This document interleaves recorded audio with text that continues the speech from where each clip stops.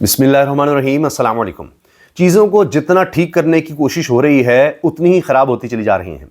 मौजूदा निज़ाम बहुत कोशिश कर रहा है कि हालात कुछ ठीक हो जाएं, मईशत कुछ बेहतर हो जाए, लेकिन एक तो इनकी अपनी चोरी पकड़ी जा रही है, अपने मफादात पकड़े जा रहे हैं और चीज़ें और ख़राब हो रही हैं, क्योंकि ये सब कुछ अपने मफाद के लिए कर रहे हैं। जितनी तरामीम की गई हैं वो सब इनके इक़्तिदार के लिए की गई हैं। अब आप देखिए, एक ख़बर तो ये आ रही है कि वकला भी अब तंग आ चुके हैं और ऐसे लग रहा है कि वो ज़रा खुफिया तरीके से पैगाम रसानी हो रही है कि कुछ ना कुछ तहरीका करना पड़ेगा, क्योंकि अदलिया ख़त्म हो गई है तो हमारे पास क्या बचेगा। तो एक तो लग रहा है कि तहरीक तहफ़्फ़ुज़ आइन पाकिस्तान भी मोमेंटम बनाने की कोशिश कर रही है, वकला भी हैं, ये सब कुछ है। मगर अगर ये ना भी हो इनकी तरफ से कुछ, तो जिस तरह से पाकिस्तान से सरमायाकार भाग रहा है और बाहर का सरमायाकार आ नहीं रहा, वो इस हुकूमत के गले का फंदा बनना ही बनना है, क्योंकि तारीख़ में इस तरह से नहीं हुआ पाकिस्तान के साथ जो इनके दौर में हो रहा है। वो किस तरह से, वो मैं आपके सामने रखूँगा। पहले बात कर लेते हैं जनरल रिटायर्ड फैज़ हमीद की। इस हफ्ते पता चल रहा है कि उनको सज़ा सुना दी जाएगी और 1 साल से ज़्यादा उनके ख़िलाफ़ मुकदमा चलता रहा है। तो रावलपिंडी से जनरल फैज़ हमीद, उनके साथियों के लिए, उनके ख़ानदान के लिए बहुत ही बुरी खबर आ रही है। रावलपिंडी से ख़तरनाक ख़बरें हैं, बड़ा सख्त फ़ैसला है, सख्त सज़ा है। कहा जा रहा है उनको मौका मिला, उनके वकील भी थे मियाँ अली इशफ़ाक़, मशहूर मारूफ़ वकील हैं, और इसमें काफ़ी गवाहान भी इसमें आए। एक तवील अरसा इसमें लगा, इस केस में 1 साल से ज़्यादा लगा, और पहले देखा गया ये मुकदमा बनता है नहीं बनता, उनका ट्रायल हो सकता है, कोर्ट मार्शल किया जा सकता है नहीं किया जा सकता। जब लगा कि इसमें इतना मवाद है, फिर शुरू किया गया, फिर चीज़ें सामने आईं, सबूत रखे गए, और अब ये नज़र आ रहा है कि फ़ैसला उनके ख़िलाफ़ है, जो ख़बरें आ रही हैं, और बहुत ही ख़तरनाक खौफनाक फ़ैसला है। इससे भी आगे की बात यह है कि इसके बाद चीज़ें यहाँ नहीं रुकेंगी,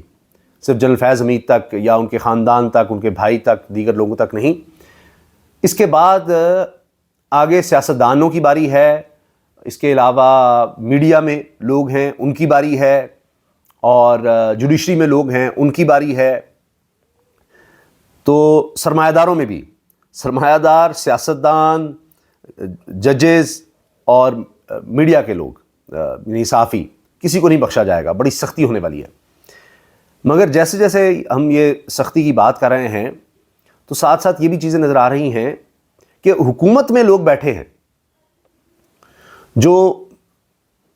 ऐसे लगता है कि अपने मफादात को देख रहे हैं। उनको नज़र आ रहा है सख्ती हो रही है, बड़ा कुछ हो सकता है, लेकिन उन्होंने अपने मफादात का तहफ़्फ़ुज़ करना, जो भी हो जाए, जिसमें शुगर माफिया सबसे बड़ा नज़र आता है, और हुक्मरान ख़ानदानों की, अशराफिया की, पार्लियामेंटेरियंस की शुगर मिल्स हैं। और अब ये बात वाज़ेह हो गई है कि हुकूमत की मिली भगत के बगैर ये हो ही नहीं सकता, या इन लोगों की मिली भगत के बगैर हो ही नहीं सकता कि इस तरह से कीमतें बढ़ती चली जाएं कि 130 से 1 साल के अंदर जनाब 230 पर कीमत पहुंच गई। और शुगर माफिया के साथ हुकूमत का गठजोड़ इस तरह भी नज़र आता है कि 2 ही सूरतें हैं, या तो ये जानबूझ के होने दे रहे हैं, या साथ मिले हुए हैं, ये या नाहिली कहेंगे या साथ मिले हुए हैं, 2 ही चीज़ें हैं। वरना हुकूमत अगर चाहे तो ये कैसे मुमकिन है कि अगर शुगर मिल्स इंडस्ट्री ने मुआहदा तोड़ा है कि जी हम क्रशिंग इस तारीख को शुरू करेंगे, और वो नहीं कर रहे, तो उस मुआहदे की खिलाफ वर्जी पर कोई एक्शन ना हो। उन्होंने क्रशिंग लेट कर दी, किसान तबाह बर्बाद हो गया, ऊपर से डीजल की कीमत बढ़ गई, लेट होने से उसके गन्ने की कीमत नीचे आएगी और चीनी की कीमत ऊपर जाएगी, क्योंकि मार्केट में चीनी की कमी होगी तो कीमत ऊपर चली जाएगी कि अभी तो क्रशिंग नहीं शुरू हुई, लेकिन कोई पूछने वाला ही नहीं है। तो इनके लिए उस तरह सख्ती नज़र नहीं आ रही। हो सकता है आने वाले दिनों में यहाँ भी कुछ सख्ती शुरू हो जाए, अभी तो ऐसा नहीं है। शुगर मिल्स का, शुगर माफिया का, अशराफिया का, हुकूमत में बैठे लोगों का, इस सारे मामले पर पूरा कंट्रोल नज़र आ रहा है। वो दौर गए कि जी GIT बना दी गई और जहांगीर तरीन भी उसमें आ गए, दोस्ती भी गई, और इतना कुछ हुआ कि हुकूमत भी गई। वो दौर गए, अब ये दौर है जी। अच्छा, इसके साथ साथ अब ये बात सबको समझ आ रही है कि चाहे 26वीं तरमीम हो, 27वीं हो, 28वीं हो, 29वीं हो, 30वीं हो, जितनी तरमीम आ रही हैं, असल मामला ये है कि 8 फरवरी के इलेक्शंस, 8 फरवरी 2024 के इलेक्शंस में लोगों ने वोट दे दिया जिस जमात को, उसको किसी भी सूरत में हुकूमत में नहीं आने देना था। अब ये सारी तरमीम इसलिए लाई गई हैं। हुआ क्या, 26वीं तरमीम में लाकर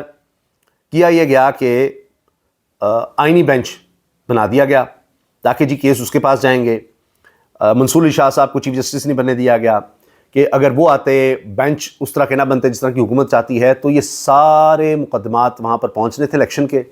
اور پتہ لگ جانا تھا، آڈٹ ہو جانا تھا، اور آڈٹ بھی کہیں انٹرنیشنل آرگنائزیشن سے کہ یہ تو سارے الیکشن جعلی تھے، فارم 45 منگوائے جانے تھے، جس طرح طارق محمد جنگیری نے منگوائے تو ساتھ ہی ان کو ہٹا دیا گیا، ان کی ڈگری جعلی کروائی گئی۔ تو نیچے ٹریبونلز میں کیا کیا گیا کہ ریٹائرڈ لوگوں کو بھی آپ لگا سکتے ہیں، یہ خود انہوں نے خلاف ورزی کی، خود قانون لے کر آئے تھے کہ جی ریٹائرڈ لوگ نہیں لگیں گے، اپنی مرضی کی حکومت نہیں لگا سکتی تاکہ فیئر الیکشن ہو، اگر کسی کو اعتراض آتا ہے تو پھر حاضر سروس لوگوں ججز ہوں وہ دیکھیں گے، تو ان کو ہٹا کے ریٹائرڈ لے آئے اپنی مرضی کے تاکہ کیس ہی پینڈنگ کر دیں، لیکن پھر بھی اگر کوئی فیصلہ ہوتا ہے تو آخر میں سپریم کورٹ میں جانا تھا، تو وہاں پتہ لگ جانا تھا، آڈٹ ہو جانا تھا۔ یہ تو خواجہ آصف بھی کہہ چکے ہیں، دیگر لوگ کہہ چکے ہیں، ابھی حال ہی میں بیرسٹر عقیل نے کہا ہے کہ جی میں اس پر کچھ نہیں کہوں گا کہ خطرہ تھا کہ آڈٹ ہو جائے گا، میں نہیں کچھ کہوں گا۔ تو خواجہ آصف تو کہہ چکے ہیں کہ منصور علی شاہ چیف جسٹس بنتے تو آڈٹ ہو جانا تھا، دودھ کا دودھ پانی کا پانی ہو جانا تھا، پکڑے جانے تھے کہ جعلی الیکشنز ہیں۔ تو اس کے لیے آپ دیکھیں کہ 26ویں ترمیم لائی گئی، وہ ججز جو خط لکھ رہے تھے ان کو دھمکایا جا رہا تھا ہائی کورٹ کے، 26ویں ترمیم آئی، اب اسی طرح سے 27ویں ہے، 28ویں 29ویں۔ تو بات وہاں کی ہے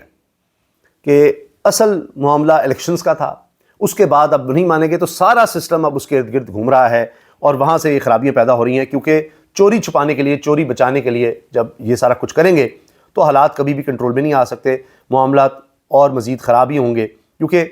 آپ کی قانون سازی صرف اپنے اقتدار کے لیے ہے، اس وجہ سے یہ سارے معاملات ہوں گے۔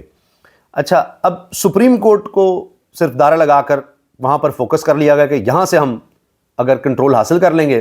تو پھر یہ ہم الیکشنز بھی 8 فروری کے دبا جائیں گے، لیکن حقیقت چھپتی نہیں ہے۔ اب جتنی بھی ترامیم ہوتی چلی جا رہی ہیں، آپ اس میں دیکھیں کہ اس کا نقصان یہ ہے کہ انٹرنیشنلی پاکستان کی ساکھ متاثر ہو رہی ہے، اور اب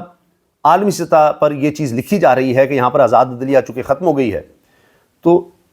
پھر پتہ نہیں ہوتا کہ کیا ہوگا۔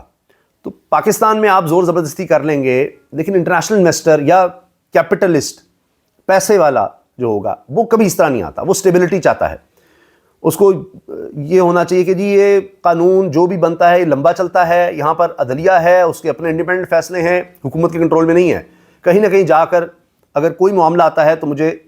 یہاں سے انصاف مل جائے گا یا سٹیبلٹی ہوگی، لیکن جب حکومت کا ہی کنٹرول ہو تو پھر وہاں وہ نہیں آتے کہ حکومت بدل گئی، حکومت کی مرضی بدل گئی، ان کی پالیسی بدل گئی تو کیا ہوگا، کہیں حکومت کے ساتھ ہی ہم کمپٹیشن میں آ گئے، حکومت کی کسی انڈسٹری کے ساتھ، سرکاری انڈسٹری کے ساتھ ٹکراؤ ہو گیا تو کیا بنے گا۔ تو اتنی چیزیں وہ باریکیاں سوچ رہے ہوتے ہیں، تو بنیادی چیز ہوتی ہے کہ وہ پھر آتے ہی نہیں۔ اور اس پر ٹریبیون میں نے دیکھا کہ باقاعدہ اس پر ساری تفصیل لکھی ہوئی ہے کہ جی کس طرح اب سارا سرمایہ یہاں سے جائے گا اور سرمایہ دار آئے گا بھی نہیں، آپ جو مرضی کر لیں، میڈیا سے کنٹرول کر لیں، جیسا مرضی پرسیپشن بنا لیں، لیکن آپ ان کو دھوکہ نہیں دے سکتے، کیپٹل کو، دولت اور یہ پیسے کو دھوکہ نہیں دیا جا سکتا، انویسٹمنٹ کو دھوکہ نہیں دیا جا سکتا کہ جی وہاں پر آزاد عدلیہ نہیں ہے تو وہاں پر انویسٹمنٹ کوئی نہیں آنی۔ اب یہ پارلیمنٹ مینوفیکچرڈ پارلیمنٹ کہی جا رہی ہے، اور سپریم کورٹ سے فیصلے لے کر اس طرح کی پارلیمنٹ بنائی گئی جہاں حکومت کو 2/3 اکثریت مل گئی۔ مصطفیٰ نواز کھوکھر صاحب جو کہہ رہے ہیں جی ہم تو احتجاج کو جاری رکھیں گے، انہوں نے بتایا ہے۔ تو یہ چیزیں انٹرنیشنلی نوٹ کی جاتی ہیں، اور پھر اس کا سب سے بڑا ثبوت آپ یہ دیکھیے کہ 5 انٹرنیشنل کمپنیاں ایک کے بعد ایک جا رہی ہیں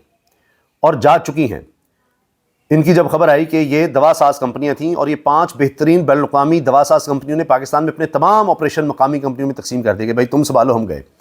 یہ بائر ہے بڑی مشہور، اس کے علاوہ ICI ہے، سنوفی ہے، اور چوتھی ہے جی فائزر اور نووا آرٹسٹ، آپ نے ان کے نام سنے ہوں گے۔ یہ اب تازہ اضافہ ہے، اس سے پہلے بھی یعنی 26ویں ترمیم سے ہی سمجھیں یہ کام شروع ہو گیا، اور اب 27ویں کے بعد اور تیز ہو گیا، 28ویں کے بعد اور تیز ہوگا، 29ویں کے بعد اور تیز ہوگا۔ تو اصل حکومت کا چیلنج یہ بننے والا ہے، اگر ان کو نہیں کوئی خوف کہ اب کوئی نہیں نکل سکتا احتجاج کے لیے، کوئی تحریک زور نہیں پکڑ سکتی، سب کو پکڑ لیا جائے گا، دبا لیا جائے گا، دفعہ 144 ہے، لیکن ان کا کیا کریں گے، ان 5 کمپنیز کا کیا کریں گے جو چلی گئی ہیں، اور ان کو بھی کیا اس طرح سے زور زبردستی سے روکا جا سکتا ہے، انویسٹمنٹ کرائی جا سکتی ہے، یہ ممکن نہیں ہے۔ باقی جی یہ خبر بھی آ رہی ہے کہ اقبال سنگھیڑا جو سیالکوٹ کے بڑے مشہور افسر تھے، خواجہ آصف کے چہیتے، ان کے فرار کی کہانی میں عجیب چیزیں آ رہی ہیں۔ پہلے کسی نے کہا جی ملک سے باہر چلے گئے ہیں، اب خبریں آ رہی ہیں نہیں بڑے گھر والوں نے ان کو پکڑ لیا ہوا ہے اور ان کے پاس بہت سے راز ہیں جو استعمال کیے جائیں گے۔ اجمل جامی یہ کہہ رہے ہیں اس کے علاوہ وکلاء کے حوالے سے چل رہا ہے، میں نے آپ کو بتایا کہ آپس میں ڈسکشن چل رہی ہے کہ جی کس طرح سے کوئی تحریک بنائی جائے، کیونکہ آزاد عدلیہ اگر ختم ہو گئی تو ہماری روزی روٹی کا معاملہ ہے، تو لوگوں کو جب پتہ ہوگا یہاں انصاف نہیں ہونا، آزادی نہیں ہے ججز کے پاس، تو ہمارا کیا بنے گا؟ کیونکہ آج بھی سپریم کورٹ کے جج صاحب کے ریمارکس ہائی لائٹ ہوئے ہیں، وہ میں آپ کے سامنے رکھتا ہوں۔ سپریم کورٹ کا جو حال ہو گیا ہے، ججز اس پر کیا کہہ رہے ہیں؟ وکیل صاحب یہ تو آپ کے ساتھ پولیس والا کھڑا ہے، کیا یہی ڈی آئی جی ہے؟ یہ دیکھیں یہ یہاں کھڑا ہمیں ڈرا رہا ہے۔ ارے بھائی ہمارے پاس تو ویسے بھی اب کھونے کو کچھ نہیں بچا۔ جسٹس ہاشم کاکڑ کا اسلام آباد پولیس افسر کے خلاف ٹرائل کورٹ کی آبزرویشن کے خلاف دائر درخواست پر ریمارکس کہ بھائی ہمیں ڈرا رہے ہو پولیس والے، اب طاقت اتنی پولیس کو دے دی گئی ہے لیکن ہمارے پاس کھونے کے لیے کچھ بچا ہی نہیں ہے، تو کیا کریں؟ بہرحال جی یہ اس وقت صورتحال ہے۔ انشاءاللہ اگلی ویڈیو میں کچھ مزید اپڈیٹس کے ساتھ ملیں گے۔ اللہ حافظ۔